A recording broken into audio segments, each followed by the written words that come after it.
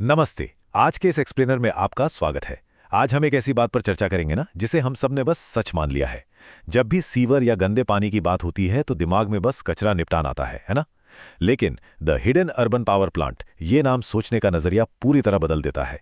जिसे हम सिर्फ एक सफाई की मशीन मानते हैं, वो असल में एक बेहद कॉम्प्लेक्स और शानदार ग्रीन पावर प्लांट है। एक केमिकल इंजीनियरिंग के नजरिए से देखें तो ये सिर्फ पानी साफ नहीं कर रहा है, बल्कि एक मॉडर्न सर्कुलर इकोनॉमी यानी चक्रीय अर्थव्यवस्था बना रहा है। तो जरा सोचिए, क्या सीवर का आखिरी छोर सिर्फ एक बड़ा सा कूड़ेदान है या फिर एक पावरफुल ग्रीन एनर्जी जनरेटर? आज के हमारे इस एक्सप्लेनर का मेन पर्पस इसी सोच को बदलना है। हमें इसे कचरा निपटान की जगह रिसोर्स रिकवरी के नजरिए से देखना होगा। यकीन मानिए, केमिकल इंजीनियरिंग के पॉइंट ऑफ व्यू से ये कोई कचरा नहीं है, बल्कि एनर्जी और यूजफुल केमिकल्स का एक खजाना है। तो आज का हमारा ब्लूप्रिंट कुछ ऐसा है। पहले हम देखेंगे मैकेनिकल सेपरेशन, फिर बायोलॉजिकल बैटलग्राउंड, उसके बाद केमिकल फिनिशिंग, फिर द स्लज पावर हाउस और आखिर में रिसोर्स रिकवरी। ये पूरी जर्नी दिखाएगी कि कैसे साइंस पानी और सॉलिड वेस्ट दोनों को एक साथ प्रोसेस करता है। चलिए शुरू करते हैं। तो हमारा पहला चरण है मैकेनिकल सेपरेशन। ये हमारे प्लांट की फर्स्ट लाइन ऑफ डिफेंस है। जब शहरों का कच्चा गंदा पानी, जिसे इन्फ्लुएंट कहते हैं, प्लांट के अंदर आता है तो सबसे पहले उसकी स्पीड कम की जाती है। बार और फाइन स्क्रीन्स बड़े कचरे जैसे प्लास्टिक वगैरह को रोक लेते हैं।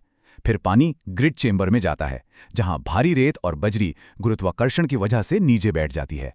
और आखिर में प्राइमरी क्लैरिफायर पानी को आगे की कॉम्प्लेक्स प्रोसेस के लिए तैयार करता है। लेकिन याद रखिए, ये सिर्फ वो कचरा है जो आंखों से दिखता है। असली इंजीनियरिंग तो अब शुरू होगी।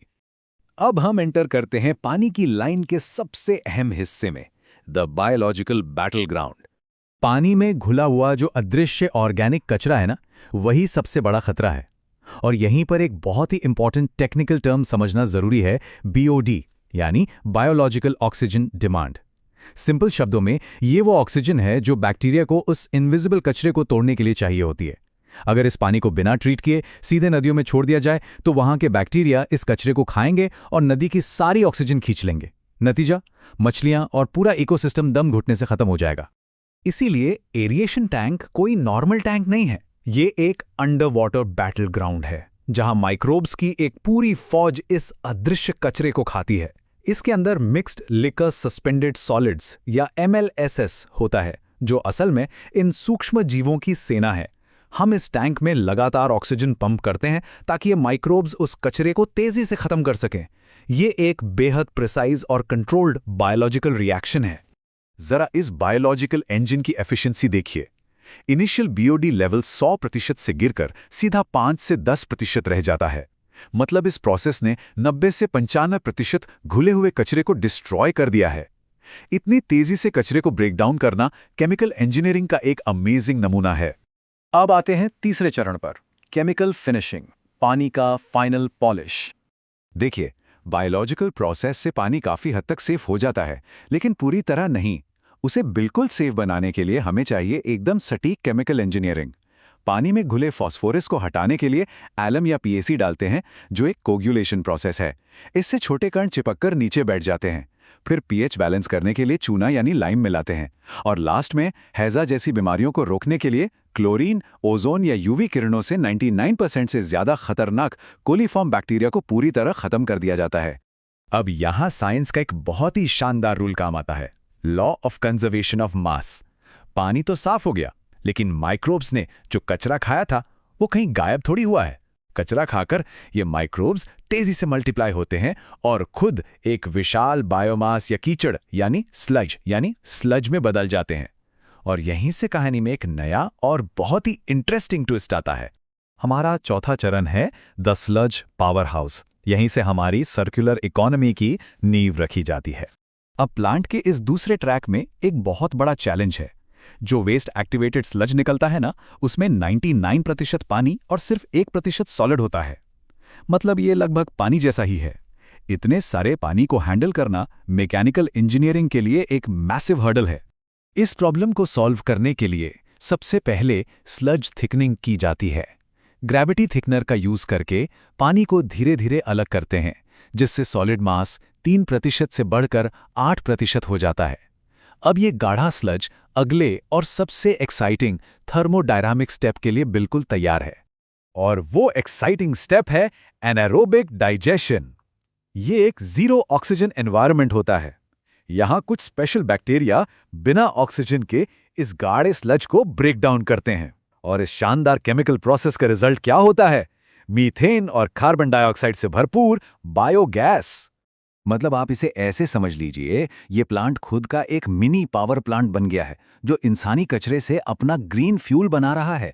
बाहर के ग्रिड से बिजली लेने के बजाय प्लांट अपने ही कचरे से मीथेन निकालकर अपनी एनर्जी की जरूरतें पूरी कर सकता है। ये सच में सस्टेनेबिलिटी का एक परफेक्ट एग्जाम्पल है। डाइजेशन के बाद भी स्लज में थोड़ा पानी बचता है, तो अब बारी आती है इंटेंस डी वाटरिंग की। पहले पॉलीमर केमिकल्स मिलाए जाते हैं जो कणों को मजबूती से बांधते हैं। फिर सेंट्रीफ्यूज या बेल्ट प्रेस जैसी भारी मशीनों से इस स्लज को एक गीले स्पंज की तरह जोर से निचोड़ा जाता है। फाइनली इसे ड्राइंग बेड्स पर धूप में सोलर इवेपोरेशन के लिए छोड़ देते हैं। इस पूरे मैकेनिकल निचोड़ का रिजल्ट देखिए। सॉलिड डेंसिटी सीधे 70 से 80% तक जंप कर जाती है। जो चीज़ कभी 99% पानी वाला कीचड़ थी, वो अब एक सूखा हाई क्वालिटी सॉइल कंडीशनर बन चुकी है, जिसे सीधे खेतों में मिट्टी के पोषक तत्व लौटाने के लिए खाद की तरह भेजा जा सकता है। और अब हम आते हैं अपने आखिरी चरण पर, रिसोर्स रिकवरी। ये प्लांट की एक शानदार सिम्फनी है। तो बेसिकली वाटर ट्रीटमेंट और स्लज मैनेजमेंट के दोनों ट्रैक्स एक साथ मिलकर एक परफेक्ट इंटरडिपेंडेंट सिस्टम बनाते हैं। एक तरफ हम पानी से हानिकारक तत्व निकालकर पर्यावरण की रक्षा कर रहे हैं, दूसरी तरफ उसी कचरे से एनर्जी और फर्टिलाइजर बनाकर हम पर्यावरण को वापस कुछ दे रहे हैं। दोनों एक ही विशाल मशीन के दो पहिए हैं।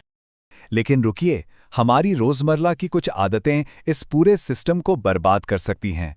पेंट, हार्ड केमिकल्स, एक्सपायर्ड दवाइयां या माइक्रोप्लास्टिक, जब हम इन्हें नाली में बहाते हैं ना, तो ये प्लांट में जाकर उस पूरी माइक्रोस्कोपिक आर्मी को मार देते हैं। और अगर बैक्टीरिया मर गए तो पूरा प्लांट ठप हो जाएगा। यहीं पर ट्रीट टुडे सस्टेन टुमारो का कॉन्सेप्ट आता है। हमें अपना माइंडसेट बदलने की सख्त जरूरत है। इस प्लांट से निकलने वाले आउटपुट, चाहे वो पानी हो, बायोगैस हो या खाद, उसे कूड़ा नहीं समझना चाहिए। नेचर में कचरा जैसा कुछ होता ही नहीं है। हर चीज एक वैल्यूएबल रिसोर्स है। तो इस एक्सप्लेनर को खत्म करते हुए मैं आपके लिए एक सवाल छोड़कर जा रहा हूं। अगली बार जब पानी नाली में बहेगा तो क्या उसे सिर्फ गायब होता हुआ कचरा माना जाएगा, या एक पावरफुल रिसोर्स साइकिल की शुरुआत? हर एक बूंद का एक फ्यूचर है। हमारे साथ इस डीप डाइव इंजीनियरिंग एक्सप्लेनर में जुड़ने के लिए आपका बहुत बहुत शुक्रिया।